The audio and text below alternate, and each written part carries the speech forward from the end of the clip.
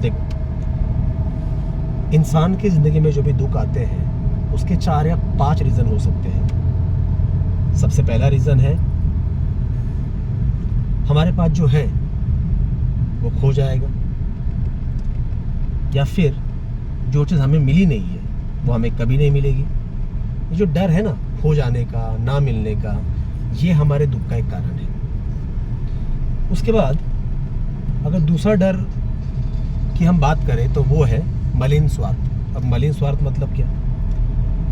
मेरा तो अच्छा होना चाहिए, नो डाउट, पर मेरा अच्छा होने के लिए या उस चक्कर में, उस प्रोसेस में किसी और का भले ही नुकसान हो जाए या किसी और के साथ भले ही कुछ बुरा हो जाए तो भी मुझे फ़र्क नहीं पड़ता। ये इस तरह के स्वार्थ को हम कहते हैं मलिन स्वार्थ। पर अगर हम ऐसे इस तरह के स्वार्थ के पीछे भागते रहे ना तो ये भी कभी ना कभी फ्यूचर में ही सही हमारे दुख का कारण ज़रूर होगा, क्योंकि किसी और का बुरा करके हमारा अच्छा होगा ये तो बड़ा भ्रम है।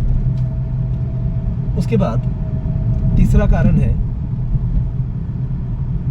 कि हमें जो करना चाहिए वो ना करना, और जो नहीं करना चाहिए वही रोज़ रोज़ करते रहना। फॉर एग्जाम्पल, कोई अगर शादीशुदा घर बच्चों वाला आदमी है तो उसे अपने घर वालों का ख्याल रखना चाहिए, बीवी बच्चों का ख्याल रखना चाहिए, उसके लिए उसको काम करना चाहिए।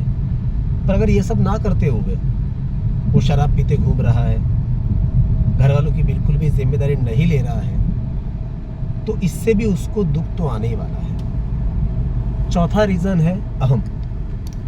लाइफ में जब भी कुछ सुंदर घटना होती है तो ये सब मेरी वजह से हुआ है और सिर्फ मेरी वजह से हुआ है, ये इस तरह से सारा क्रेडिट खुद ले लेना, किसी के साथ शेयर ना करना, किसी को ना देना, ये जो अहंकार है, मानसिक बीमारी है, ये भी हमें बहुत ज़्यादा दुख दे सकती है। और पांचवा कारण है, अगर हम भगवान में मानते हैं तो जब भी कुछ अच्छा होता है तो हम कहते हैं कि भगवान की बड़ी कृपा है।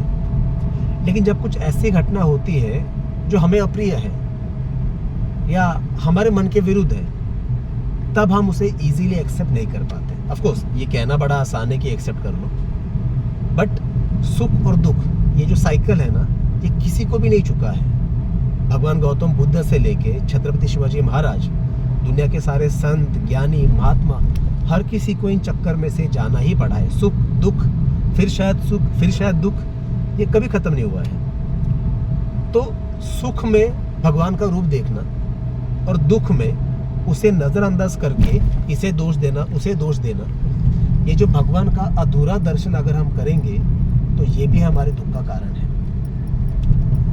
अच्छा, अब सवाल ये भी है कि अगर इतने सारे कारण हैं, दुख से बच तो नहीं सकते, और उनसे डील करने के लिए क्या करें? तो मुझे पर्सनली ऐसा लगता है, जिंदगी में सुख हो या दुख हो, इनको डील करने का एक ही तरीका है, वो है अवेयरनेस। तो अवेयरनेस पर हम जरूर बात करेंगे पर अगले वीडियो में। Thank you.